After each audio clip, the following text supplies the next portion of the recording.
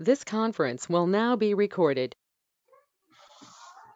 All right, well, thank you and welcome everyone. This meeting was moved up a month. It was originally scheduled for in April due to some kind of critical functions that need to happen when it comes to regarding the some voting items, such as the amendment to the charter that was a little unclear about the governance board election process, and then voting on the governance board members from the nominations committee.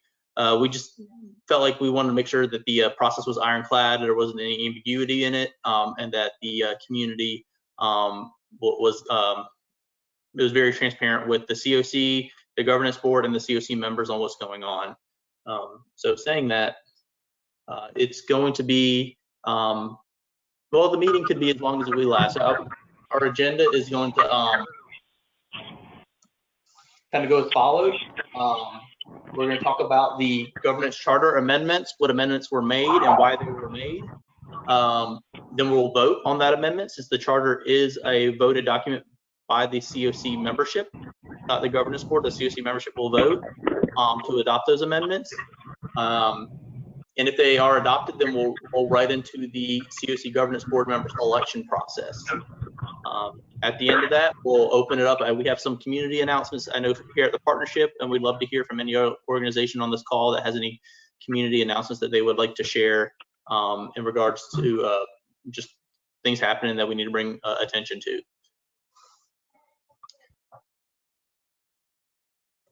So I kind of skipped this slide earlier, but just here are the agreements that we had in place for the last couple of membership meetings. Big things is just I know for me, I have a hard time refraining from using acronyms, but we'll try to spell out exactly what we're talking about, so that for understanding across the board. And along with these agreements, just I encourage if you have questions or if you have a comment, please speak up as well.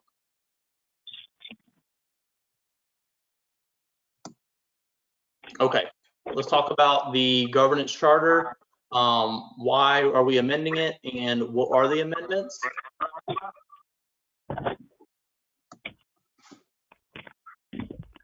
So the governance charter was sent out in the CoC digest. So also up here as well. There's 3 amendments to this charter, and this was just to help keep work flowing in the CoC. We were kind of at a standstill for about a month or 2 when it comes to CoC governance work, and we wanted to make sure that this process was very clear, because it wasn't originally in the charter made as clear as it could have been, and so these amendments are to correct that. The first one is on page 3, and I'm going to actually pull this up, is language added to dictate the governance charter amendment process prior to the annual review. So what we have is we have the charter in place, but what wasn't in place was how to amend this process in the middle of an annual review.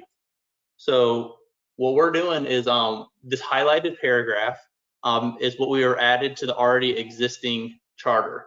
So what this amendment is saying is, prior to the annual review, an amendment recommendation of the governance charter may be brought forth by any established committee chair to the NC 507 governance board for review. What the governance board would do is review the presented amendment for HUD compliance. That's all that they're reviewing it for, is for HUD compliance. This is in compliance with what HUD is looking for. Prior to presentation to the NC 507 membership for a vote. So the way our charter is currently in place is that it's just reviewed every year.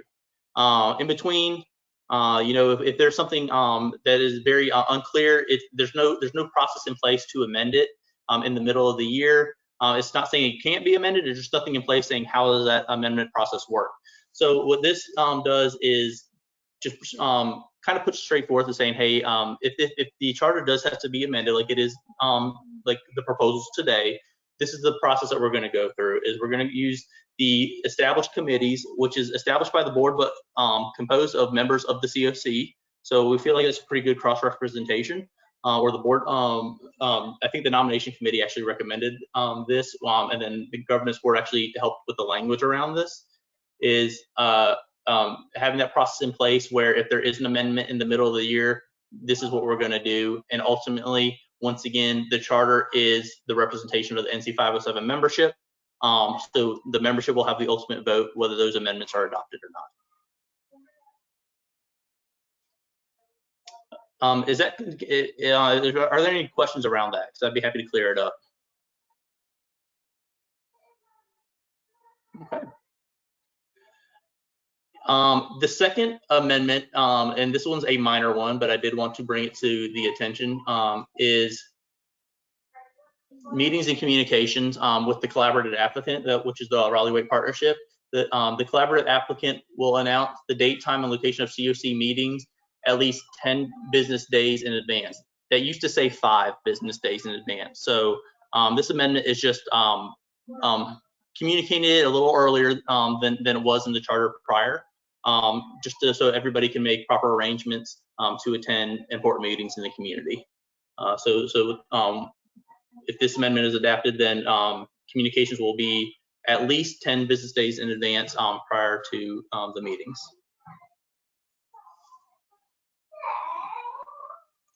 Are there any questions around that one? Okay. And the last one, and I think this is the one that is kind of what got us going on. Figure out what page it's on. There we go. What kind of got us here, and why with the governance board election process, just clarifying and clearing up any kind of ambiguity that was already in the charter.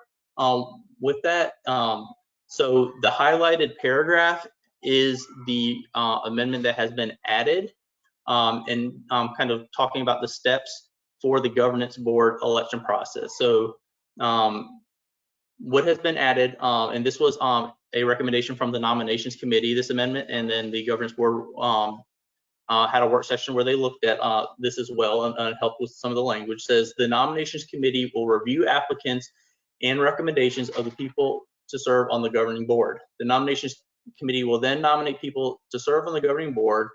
The nominations will be voted on at a meeting of the CoC membership, which is this meeting today. A person must receive 50 plus 1% plus 1 of the members present at the meeting. Email votes will be allowed if the board chair approves such a vote. In this case of an email vote, a person must receive 50 plus 1 of those submitting an email vote. You see, like without this paragraph, it kind of leaves up a little bit to interpretation on the process. And so this amendment of the charter was just in response to that. We wanted to make sure that that this was a clear, straightforward process that everybody felt comfortable with, and it was very transparent on getting representation from the CoC onto the governance board.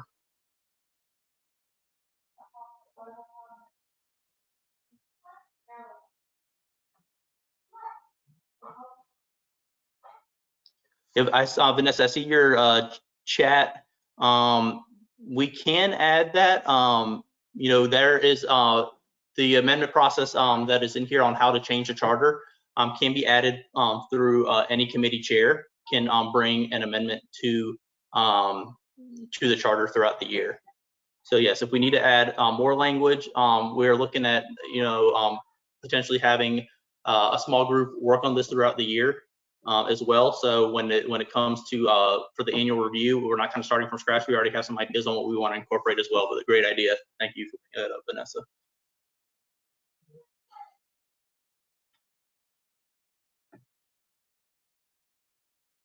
Okay.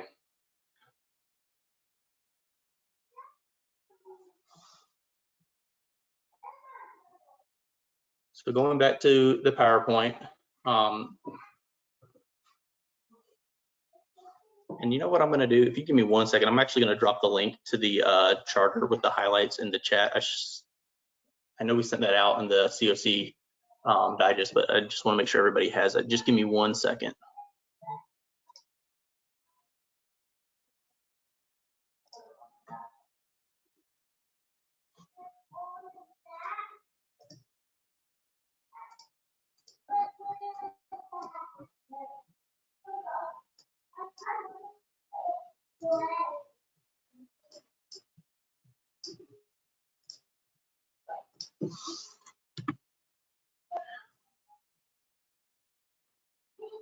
Actually, Tracy or Robin, that link I sent you all earlier, can you drop it in the chat? My Teams is frozen where I have that link saved.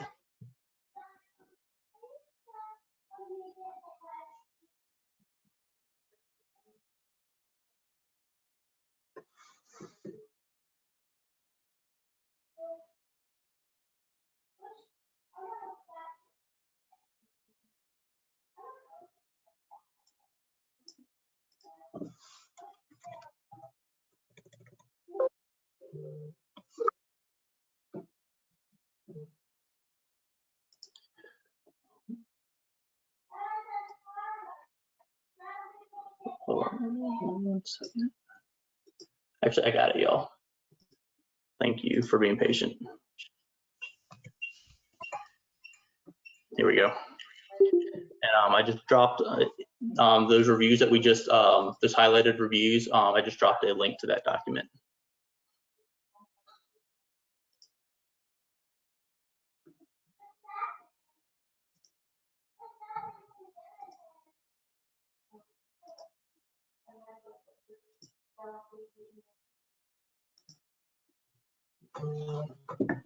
Okay. Okay, so just to recap the language, the 3 changes are the language added to dictate the government charter amendment process prior to annual review. CoC meeting dates and times and locations were changed from 5 business days to 10 business days in advance. And additional language added to clear up the ambiguous election process for the CoC governance board. So page 3, 6, and 8 of that document is what we are voting on.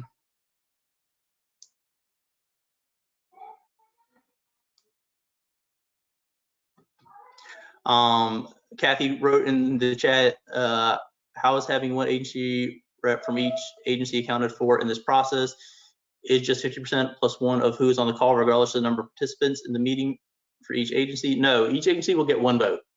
So if there's, for example, if you have multiple people representing your agency, the designated person to vote will be casting the vote, or their proxy will be casting the vote for that agency as you have stated on the agency membership.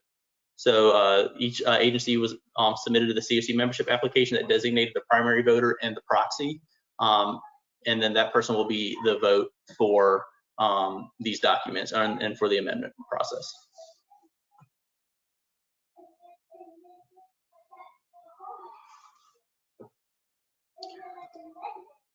Okay. This is the part where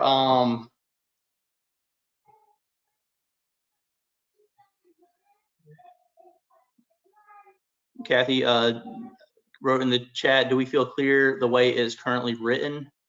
You know, that is something that we could always look at in future amendments of this document, where if we want to amend the voting for the CoC membership, we can look at that language and potentially clear that up in future amendments or the annual review.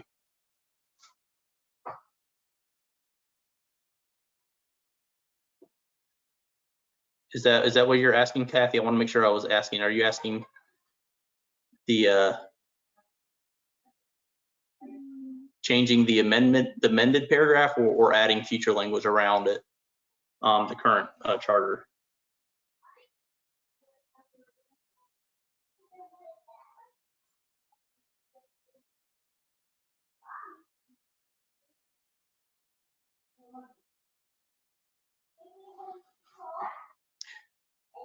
Yeah, so the options are, once again, the community can always talk with the chair about amending the charter if there is an urgent need to amend it prior to the annual review. You know, something that we can do is if we feel like there is a change, but it's not going to needs to dictate any coursework throughout the year, that change can also be held on until the annual review process as well. So a couple of different ways to amend this document, and hopefully that first amendment change cleared up that process a little bit.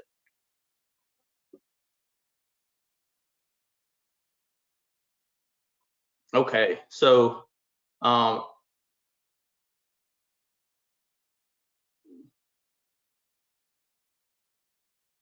is there a definition on what urgent need is? That is going to be, I guess, open to interpretation by the committee, the chair, prior to bringing that amendment up. I would, my definition, not the community's, but just mine, is anything that is an urgent need will clear up any process that is in question from the community and or its members about how the CoC is governed.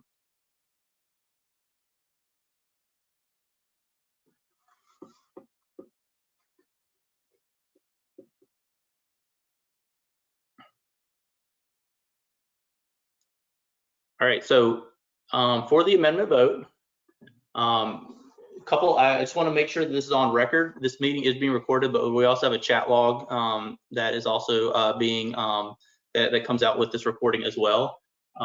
So to vote on this amendment of the 2023 CoC governance charter, can you please indicate your name, your agency's name, and your vote, yes, no, abstain, to either approve or not approve this charter as presented with those 3 amendments. So I'd like to, if there's any clarification needed for the voting process, I'd be happy to answer those questions, but if you can put in the chat area your name, agency's name, and your vote for the amendment of this charter. I'm going to give everybody about a couple minutes to do so.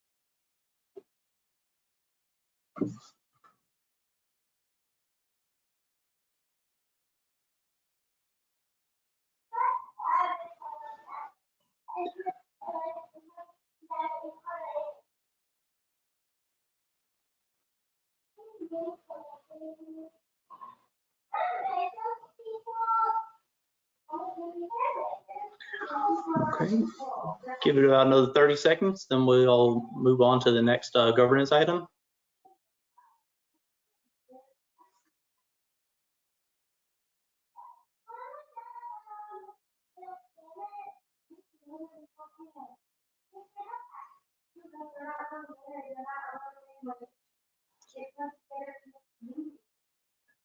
Okay, well, seeing all yeses, 1 abstain, and 0 no votes, we'll go ahead and adopt this the amendments to the charter.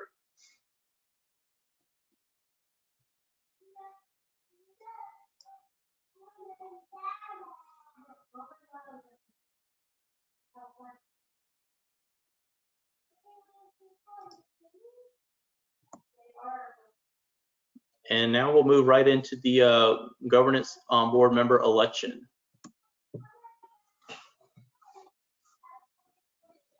So we do have, if there are any specific questions, we do have some representative from the nominations committee to kind of speak specifically to this process. But this is was going strictly from our charter on selecting members for system providers and homelessness providers. If you recall, there's 4 groups of board members. There's the entitlements that such as the City of Raleigh, Wake County, the housing authorities, that will automatically have a designated chair seat, and then that agency will then select who's going to represent them in that board chair spot. So those have already been secured, and then board members with lived experience are elected by other members with lived experience, and that process has occurred. So we already have our lived experience board members as well.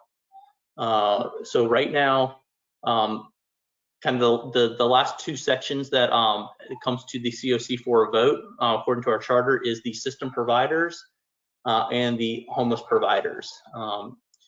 And so, as a recommendation from the nominations committee, we have their term status, if they're new or renewal, their first and last name, the organization they represent, and then what kind of seat they are looking to fill as well.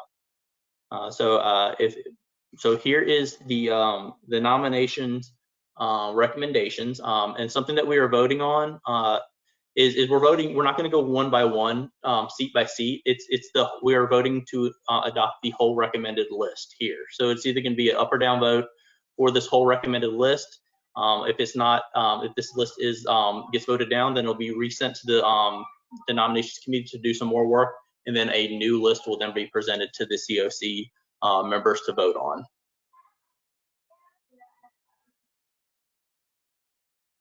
I do not have an update on Lisa Rowe.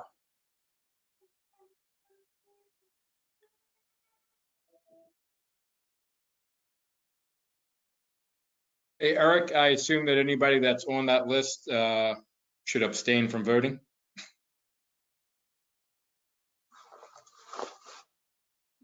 Yes, correct.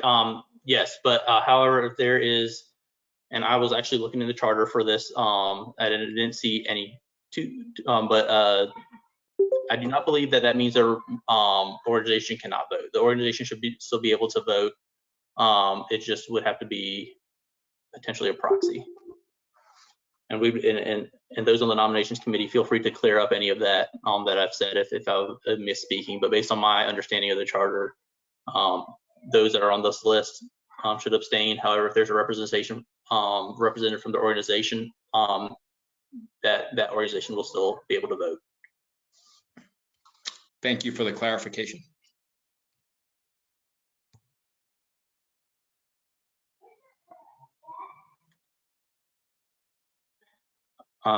Okay, are there any questions prior to the vote? I see some on the chat. I don't have any answers about the Lisa Rowe question. I don't.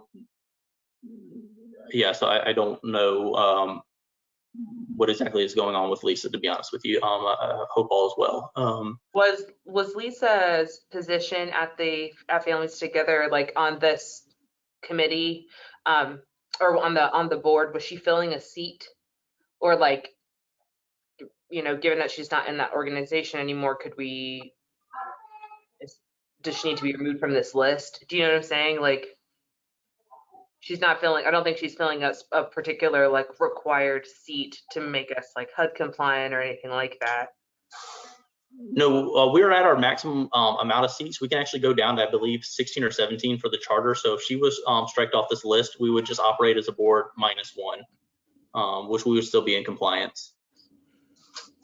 So that would be my recommendation, just so we're not voting on someone who actually isn't there or / not going to be able to represent on the governance board. So am I hearing right that she is no longer with Families Together?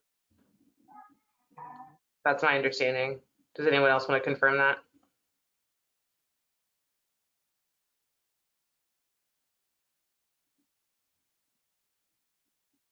There is an interim ED, as it looks like. Okay. Okay. Well, yes, then because she is in the seat as a homeless provider, so that would, if she's no longer in that seat, then she would no longer qualify for that homeless provider seat. Okay. So if you give me 2 seconds, I can edit this list.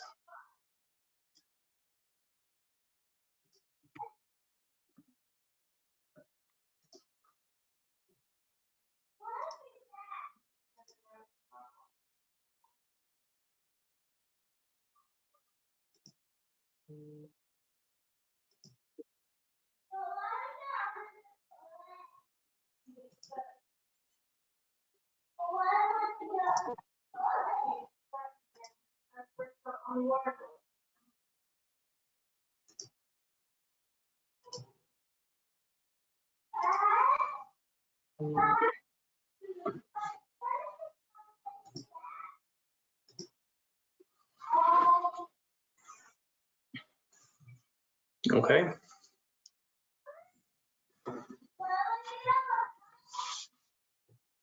Okay, so here's the list as proposed with the 6 system provider seats and 5. There's room for 6 homeless providers, but 5 that are recommended from the committee. That open seat will just be, remain vacant until the next round or renewals of the governance board, unless the nominations committee would like to. I believe based on the charter, that would just remain open until the next round. Would somebody from the nominations committee like to speak on that?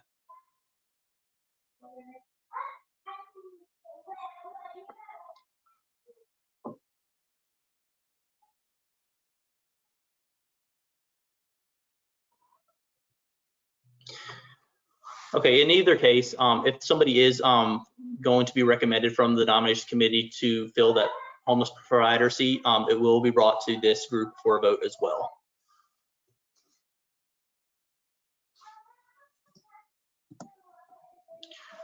All right, once again, same thing, same process for the governance board vote. You can put your name, agency's name, and vote yes, no, abstain for the list.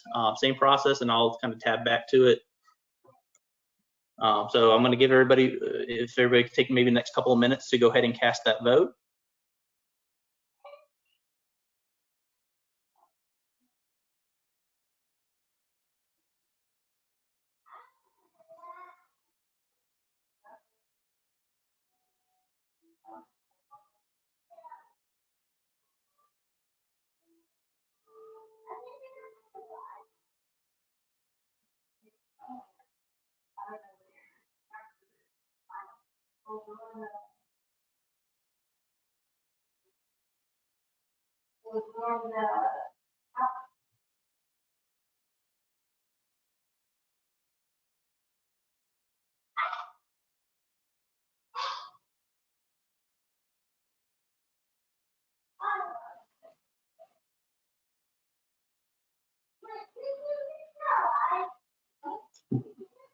About another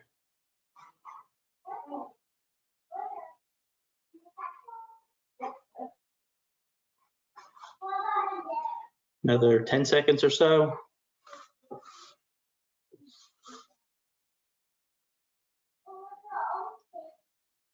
Okay. All right, so I see all yeses and those that are on the list did abstain. So with that, congratulations. The recommendation from the nomination committee has passed, and here are now the seats for the system provider and homelessness providers. So thank you all for casting those votes and just getting some things cleared up. I know the governance board is ready to get to work on some critical items when it comes to committees and some governance work. So thank you all for doing that. Okay, the last part of this meeting is just for community updates. I know we had some at the partnership that we wanted to update you all on, but we did want to, because we are coming together, we did want to open this up for any critical updates that you would like to share about the community or your CoC or what's going on that might affect the CoC that you would like everybody else to know. So saying that, I'm going to open the floor. If anybody would like to get started, I know Robin has a couple with the Access Hub that we're looking to introduce as well. I also have an announcement as well, Eric. Do you want me to just go after Robin or go now? You can go now, Vanessa, go ahead. Okay, awesome. The Data Advisory Committee is still recruiting for additional committee members and would really appreciate folks who are interested in HMIS, who maybe understand HMIS in some way, who are a user of the system. We would love to have your interest in having be a part of it. We work on codifying policies, looking at our system performance, looking at our data quality as well, making really critical decisions that improve ideally the access to our system and use of our system across all providers. So if you are interested, I believe you can contact the nominations committee to let them know that you'd like to apply. But we are relatively low on folks and would love to have more perspectives and folks to participate. We're also preparing to elect a new chair. So would love to have your participation in that as well.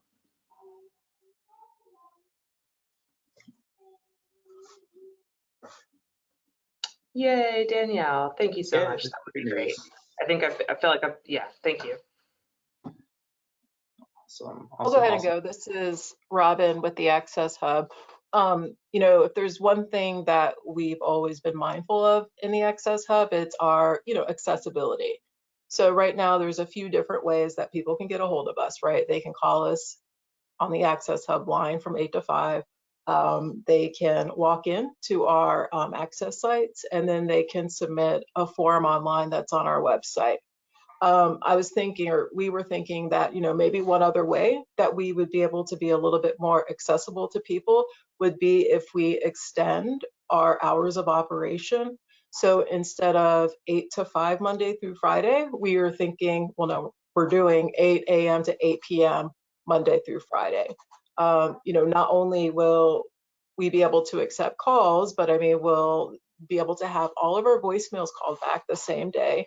And I think it'll be really helpful for the emergency shelters, that have people that are showing up after 5. And so this is something brand new. And, because I want this to go as smooth as possible, the next 2 weeks, it's kind of like a soft launch. I'm in the process of letting the emergency shelters know about this. This will just give us time to really gauge how many staff members we'll need, what the call volume is going to look like, if this is helpful, if it's not helpful. And then I'm hoping at the beginning of April, if everything goes like I think it will, then we'll be able to fully launch. And so, at that point, we'll update all of our Access Hub flyers, brochures, we'll update our websites, and then, we can all make a concerted effort to make sure that the community knows. So this is pretty exciting for us. We think. And so are there any questions?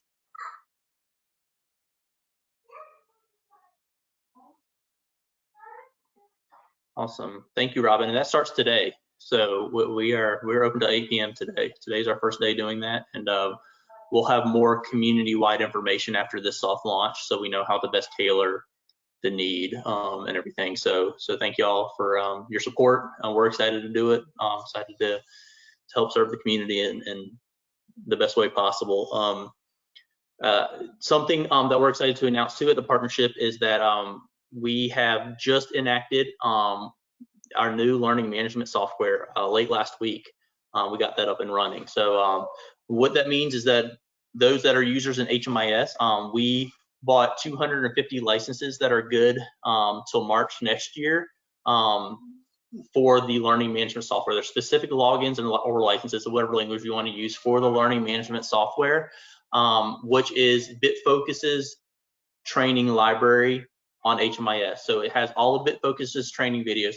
There are a whole bunch of 3 to 5 minute videos that you can learn about just expanding your user knowledge of the Clarity software.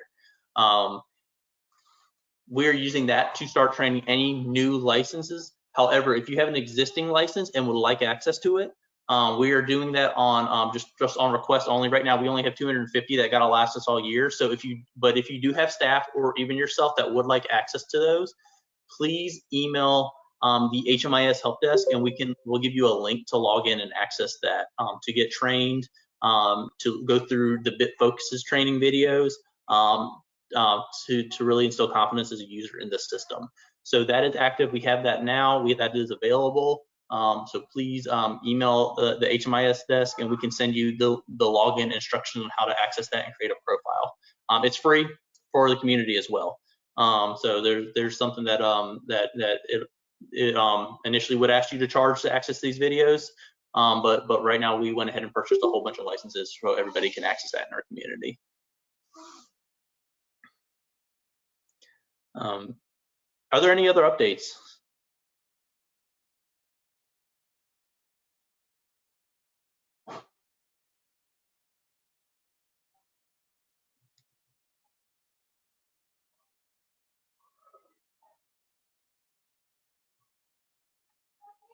Yes, cool. Great things are happening. Okay, so I left the last slide off, and that always talks about our next meeting. So here is where I actually do need some updates or some feedback at least. Is we were scheduled initially to do CoC membership meetings every quarter, at least. We moved the April one to March so we can do these votes. If we wait 3 months, the next one will be what, in June?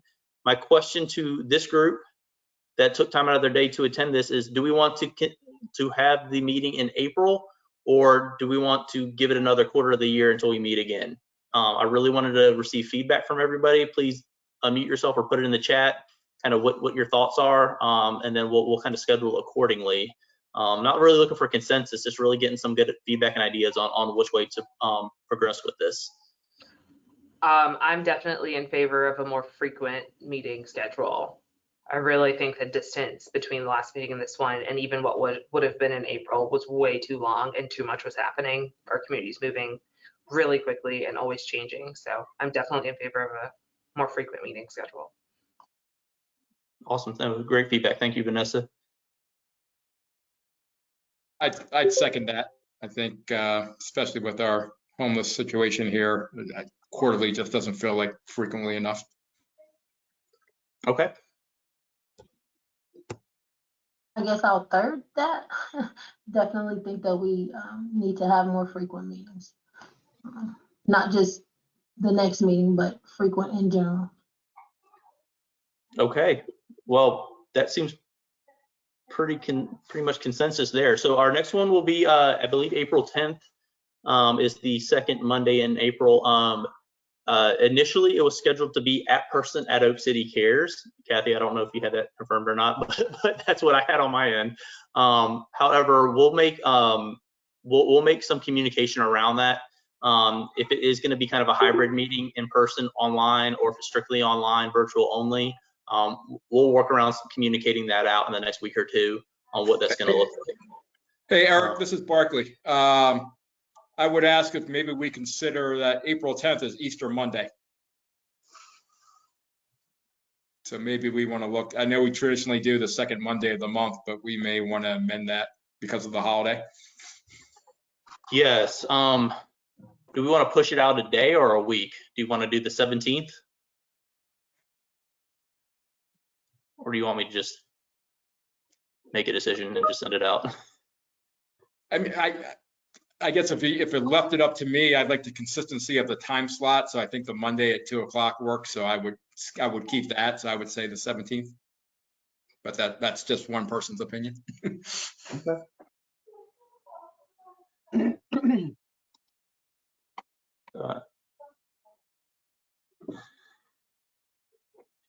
Yeah, so it looks like the 10th is on the Oak City Cares, so I can work with Oak City Cares on confirming times and everything if we are going to go in person on that. I think it would be neat to have an in-person option on the next one.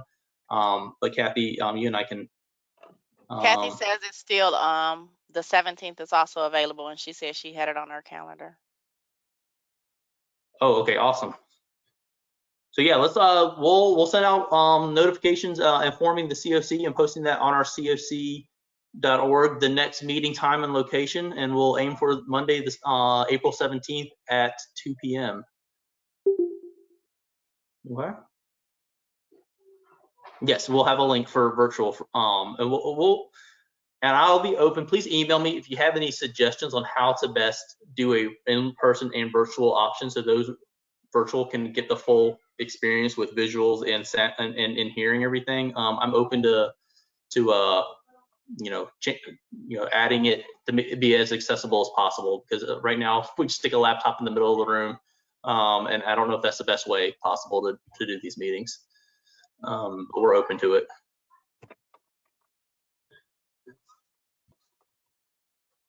Okay. Well, saying that, thank y'all. Thank you for your time. Thank you for your feedback, and we're excited to continue pushing forward to do great things here at the CoC. And we will see y'all in April. Have a great weekend.